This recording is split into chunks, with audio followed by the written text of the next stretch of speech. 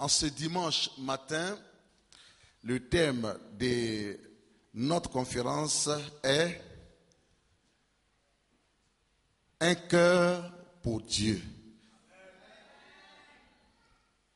Un cœur pour aimer, avoir un cœur pour Dieu, avoir un cœur pour aimer.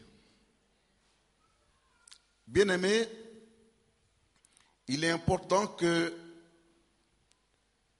en tant que chrétiens, qui avions pris la décision de nous faire baptiser dans le Christ Jésus et d'appartenir à Jésus dans son Église, il nous est important de savoir que nous sommes dans une communauté, dans une assemblée, c'est-à-dire que nous ne sommes pas seuls, nous ne vivons plus dans l'isolement, mais nous sommes ensemble avec d'autres frères et d'autres sœurs en Christ.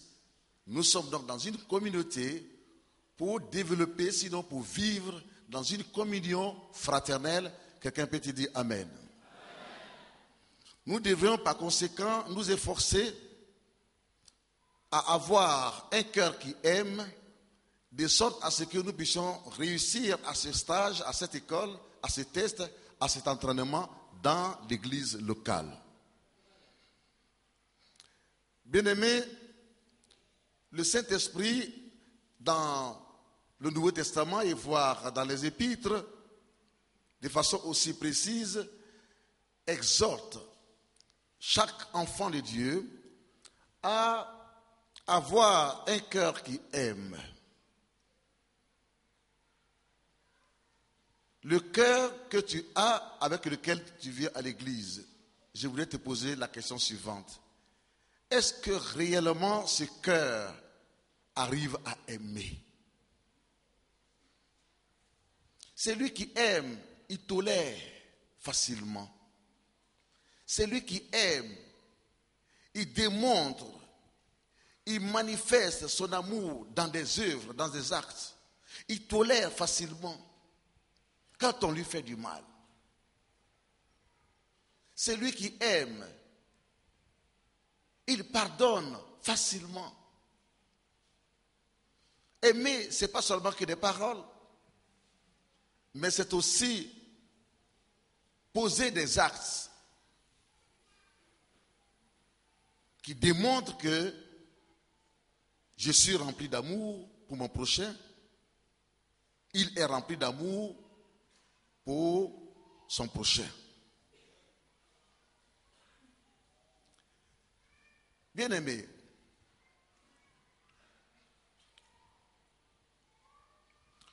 le premier objectif de notre vie, lorsque nous sommes maintenant devenus chrétiens, c'est d'abord d'aimer Dieu. Avec notre âme, avec nos pensées, avec notre cœur, avec notre esprit et avec notre corps. Quand je m'habille, c'est pour Dieu. Avec notre corps. Quand je me chausse, d'abord pour Dieu. Peu importe si les gens apprécient ma manière de habiller mon corps.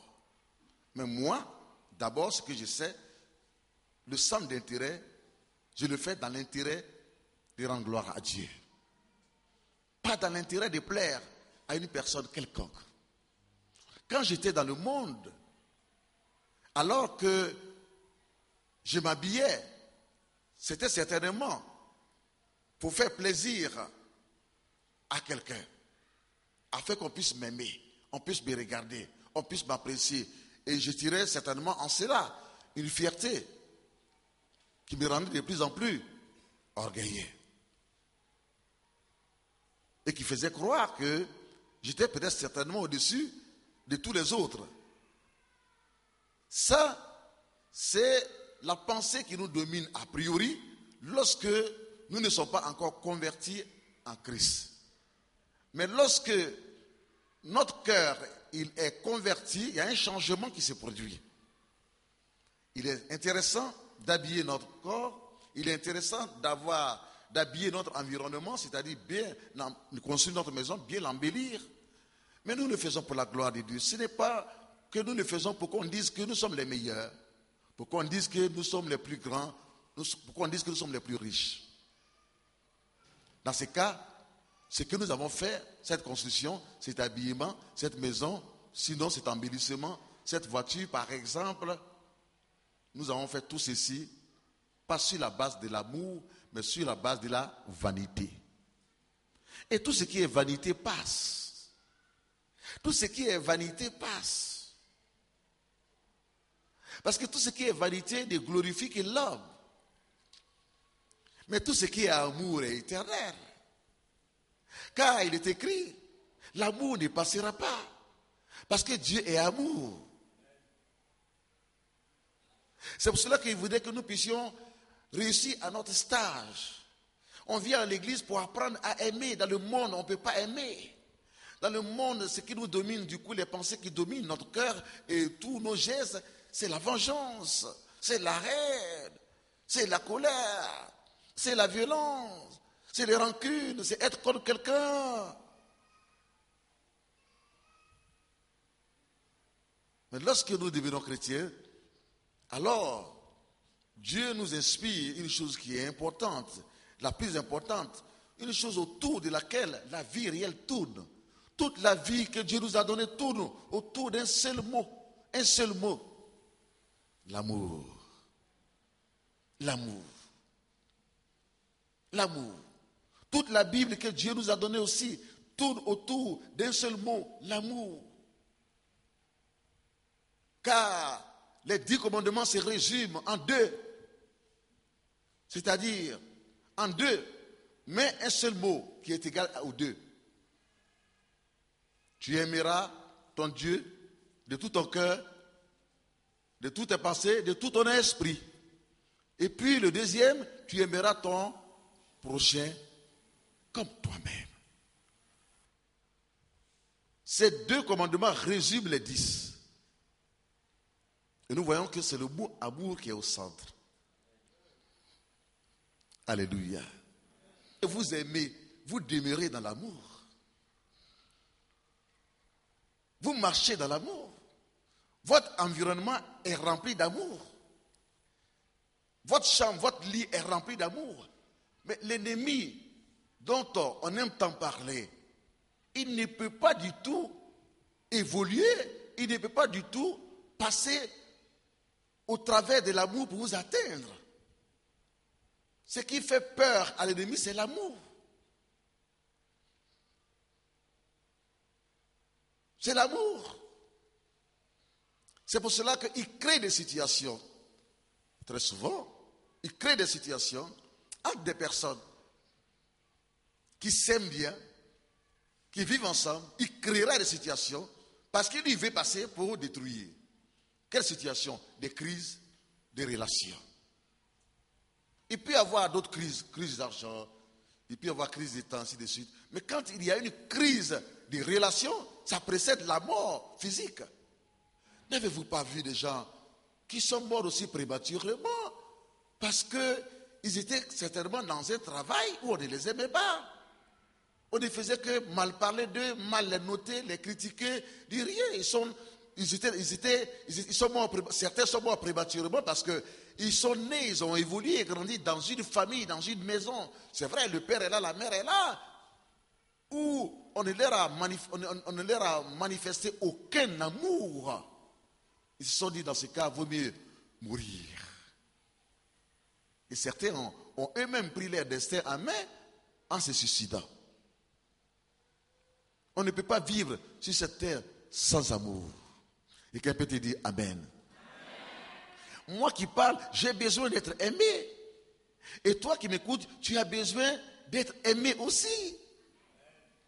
Mais ce n'est pas les paroles que les paroles. Mais c'est dans les actes, c'est dans les gestes. N'avez-vous pas vu ces orphelins, et parce qu'ils ont perdu leurs parents, qui se disent, mais ma vie n'a plus de sens. Ça m'est arrivé à moi, quand j'étais jeune étudiant, en Europe. Et que du coup, de façon aussi brutale,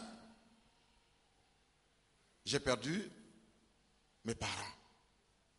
Je me suis dit, en criant dans les rues de la ville où j'ai fréquenté, à Montpellier, que Guillaume connaît bien, parce que le Seigneur permet qu'il suive mon itinéraire.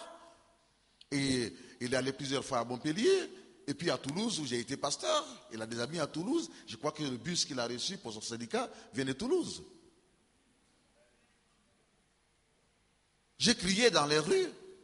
Dans les rues. Je suis perdu. Je suis perdu. Et les gens ouvraient la fenêtre. Je me dis, mais qu'est-ce qui se passe? J'ai dit, je viens de perdre ma mère, celle que j'aimais, que j'aimais. Je me disais, qui pouvait me donner sur la terre l'amour que ma mère me donnait? Pourquoi est-ce que la disparition aussi brutale de ma mère m'a aussi fait tant mal? C'est à cause tout simplement de l'amour qu'elle me donnait. Si elle ne me donnait pas de l'amour, elle était ma mère. Mais sa disparition n'allait pas autant me toucher, ça n'allait pas me bouleverser. L'amour. L'amour. Et par rapport à cela, je me dis que je lui étais redevable. Réussir mes études, revenir en Côte d'Ivoire, était un grand type pour l'honneur de ma mère. Qu'on dise qu'au moins, le fils qu'elle a tant aimé, pour lequel elle s'est tant sacrifié, il a réussi, il est ci, il est tant, il est tant, il est tant. Ça allait quand même faire un peu sa joie.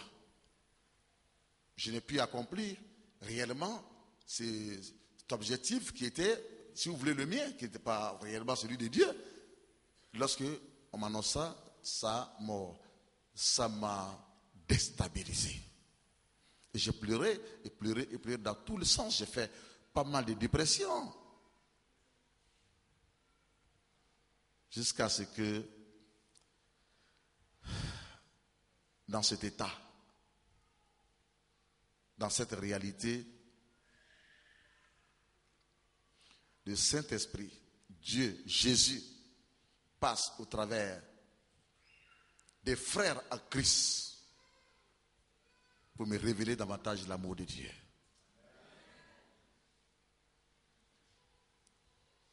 Mon ami de la faculté de théologie, Alain Devers, un blanc, et sa femme, Nicole, qui étaient des étudiants, ils étaient un peu avancés que moi dans les études, ils faisaient les 2A, moi j'étais en licence.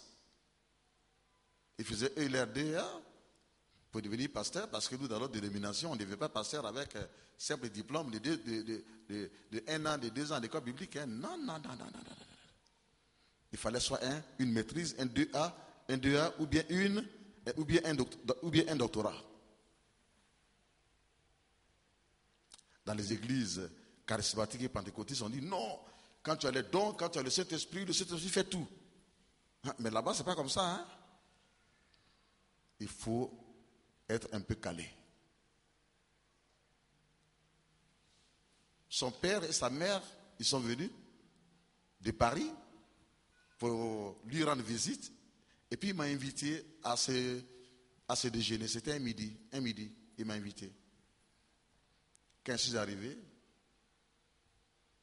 j'ai vu son père et sa mère.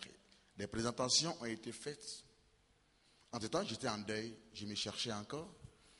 Et puis, quand j'ai vu mon ami entouré par son père et sa mère, j'ai vu qu'il était entouré d'amour. Quelqu'un dit Amen.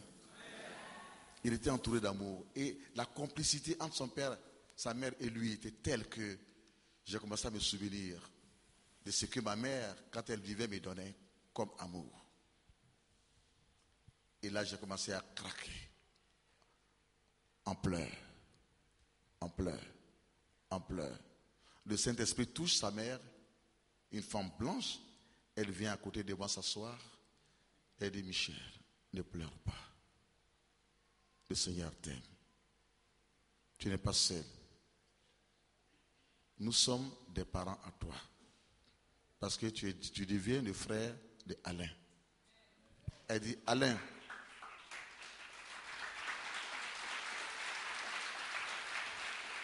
Et elle regarde son fils et elle dit, Alain, à partir d'aujourd'hui, considère Michel comme ton frère. Michel, voici ton frère. Et on s'est embrassé, mon ami Alain et moi. Une alliance venant de Dieu a été faite. Nous sommes devenus des frères et on nous appelle des frères jumeaux. J'en parle dans mon livre, j'ai vu la puissance de Dieu.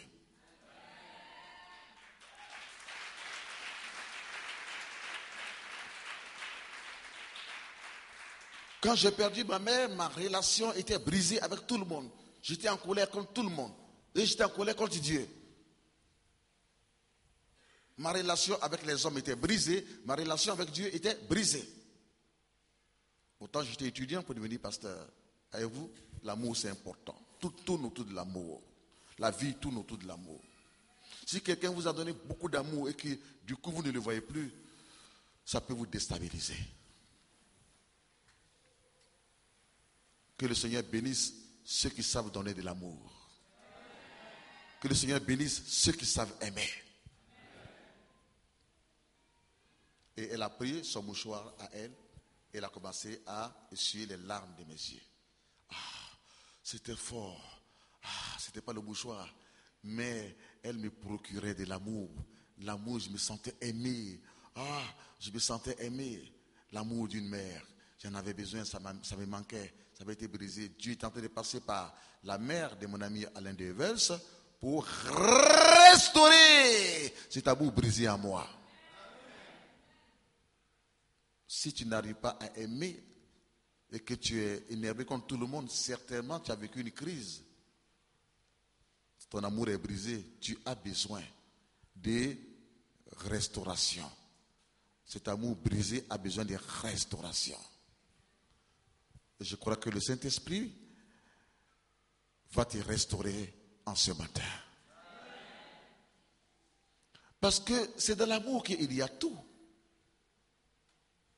Voyez-vous, après cette alliance d'amour, mon ami Alain me dit, Michel, tu ne dormiras plus chez les gens comme tu le fais.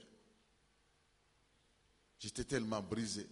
En plus, à cause du baptême dans le Saint-Esprit que j'avais reçu, mon église, ma dénomination qui m'avait accordé la bourse d'études, m'avait chassé.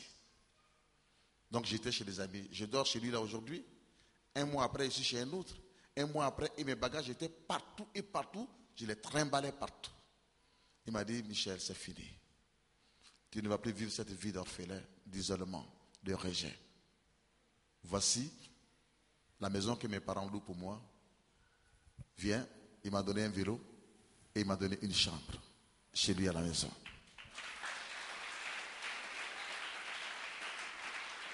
Oui, j'avais été restauré et je voudrais vivre dans un endroit où il y a l'amour.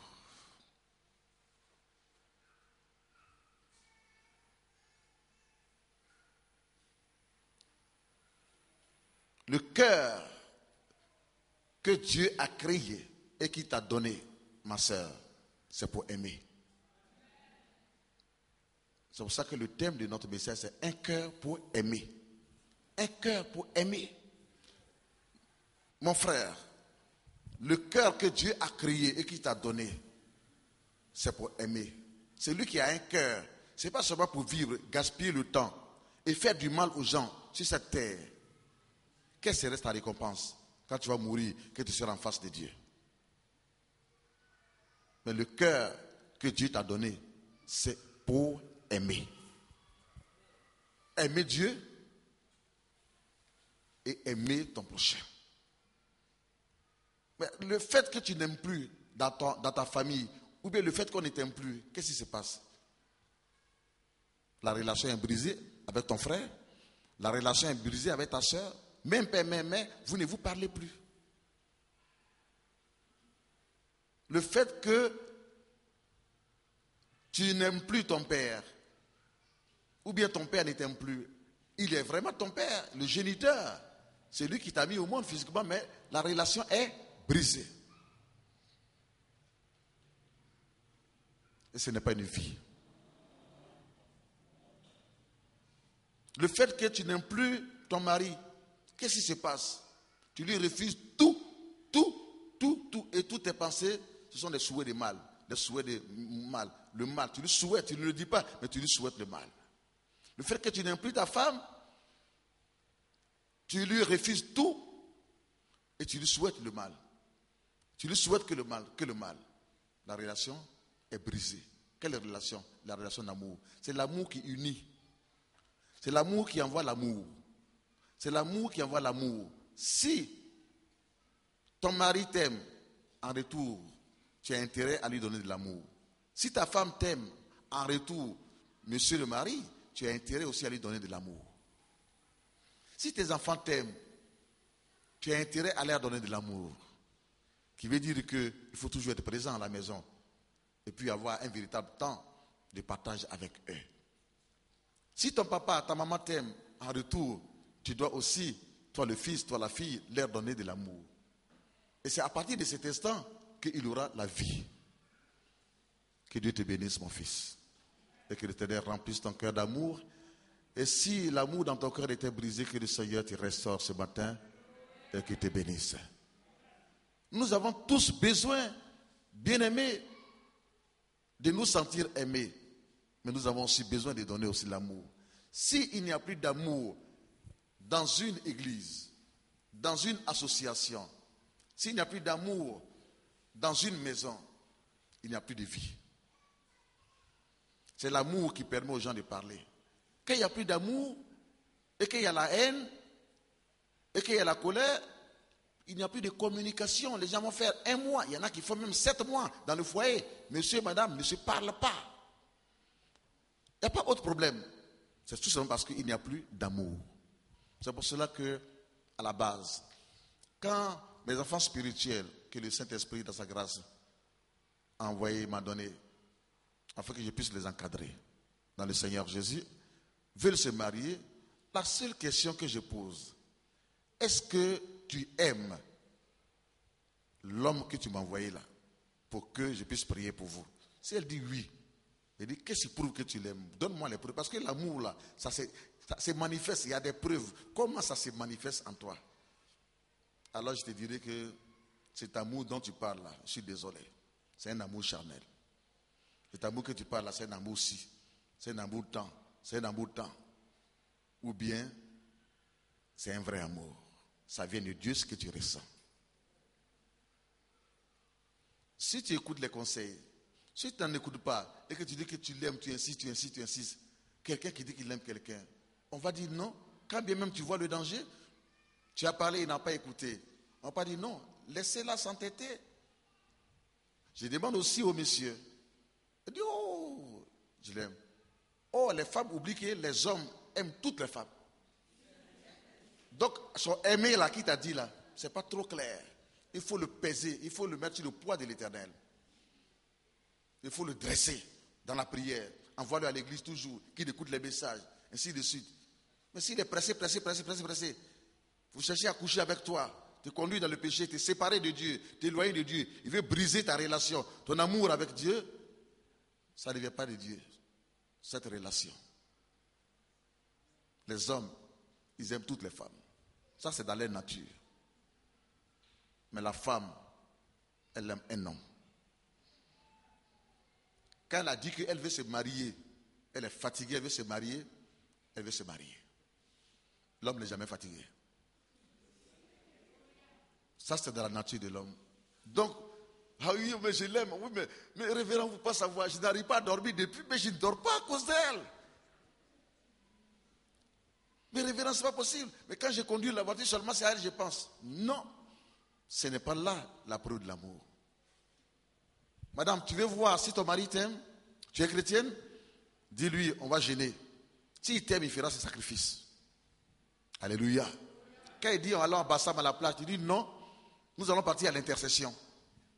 Attire-le vers Dieu, vers les choses de Dieu. S'il t'aime, il te suivra dans les bonnes choses, dans les choses de Dieu. Il te suivra dans les choses de Dieu. Alléluia. Deuxième objectif de notre vie, c'est aimer notre prochain. Comme nous-mêmes. Vu que tu ne peux pas te faire du mal, ça n'est. Si tu aimes réellement, tu t'aimes, et que tu aimes ton prochain comme toi-même, tu ne peux pas lui faire du mal. Celui qui aime Dieu ne peut pas, comme cela, volontairement désobéir aux lois et aux commandements de Dieu. Celui qui aime son prochain aussi ne peut pas lui faire du mal. C'est pour cela qu'on dit que les 10 commandements, il ne peut pas aller le voler, il ne peut pas aller le tuer, il ne peut pas aller mal parler de lui, il ne peut pas mal le regarder. L'amour couvre, c'est pour ça que la Bible dit que l'amour couvre une multitude de péchés. Tu ne peux pas pécher contre Dieu quand tu aimes, et tu ne peux pas pécher contre la loi de Dieu quand tu aimes, et tu ne peux pas pécher contre la loi des hommes, tu ne peux pas pécher contre ton prochain. Quand tu vis dans un environnement d'amour, tu respires. Alléluia. Tu vis. Il y a des gens qui respirent, mais qui ne vivent pas. Ils existent. mais ils ne vivent pas. Ils existent, ils respirent.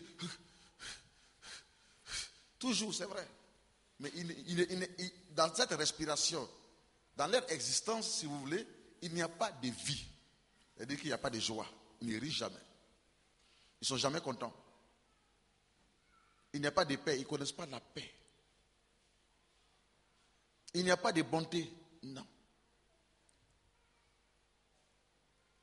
Et plus encore, et plus encore. Ils souffrent.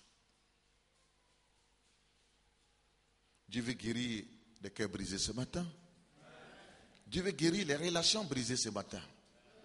Tu as une relation qui t'était chère, mais qu'un problème a fait, la colère et autres, des palabres, quelqu'un vous a mis en palabres, et puis ça a été brisé. Et pourtant, c'est une relation qui t'était très chère. Mais on disait relation parce qu'il y avait l'amour entre vous deux. Elle a été brisée, Dieu veut la restaurer ce matin. Il y a une relation, ta relation avec Dieu a été brisée. Tu ne pries plus assez. Tu passais 30 minutes, 1 heure de temps devant Dieu dans la prière. Mais depuis un temps, tu as commis un péché et tu es dans ce péché. Tu as rejeté Dieu. Tu ne pries que 10 minutes, 15 minutes, tu fuis Dieu. Parce que tu as brisé la relation avec lui. Elle a besoin d'être restaurée, cette relation. Sinon, tu ne vis pas.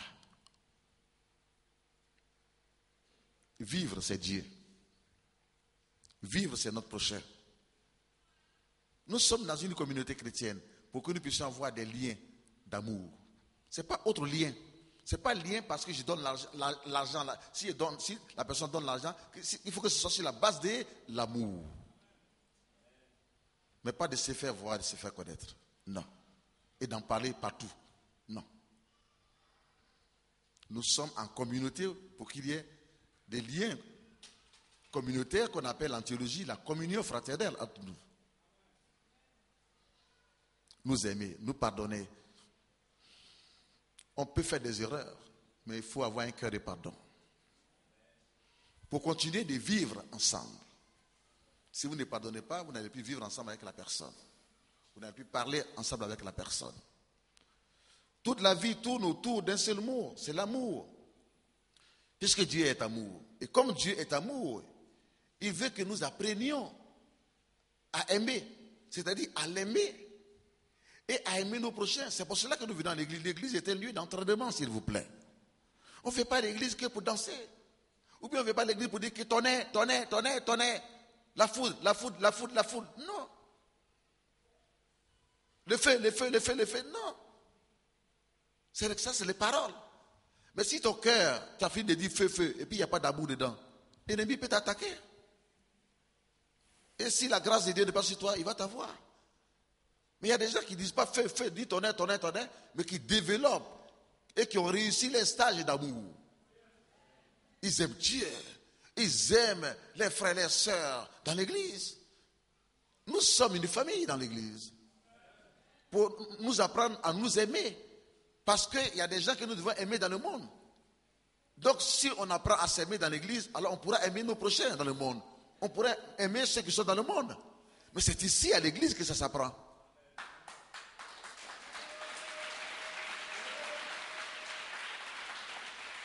Tonnerre, foudre. C'est tout ce que tu connais. Tonnerre, foudre. Mais il n'y a pas que ça dans la vie chrétienne. Donc toi, toute ta vie seulement, c'est-à-dire que ton existence, les gens, les panthères te poursuivent, les lions te poursuivent. Mais quand tu vas être délivré? Quand? Tu peux diminuer tes combats spirituels en ne développant pas tout simplement l'amour dans ton cœur pour Dieu et pour ton prochain. Mais si tu ne peux pas aimer ton frère en Christ avec lequel, et ta sœur avec laquelle tu es dans la même église, tu ne pourras pas aimer les gens de ta famille, tu ne pourras pas aimer les voisins, tu ne pourras pas aimer les gens du dehors, s'il vous plaît. Il faut que tu réussisses à ce test dans la maison.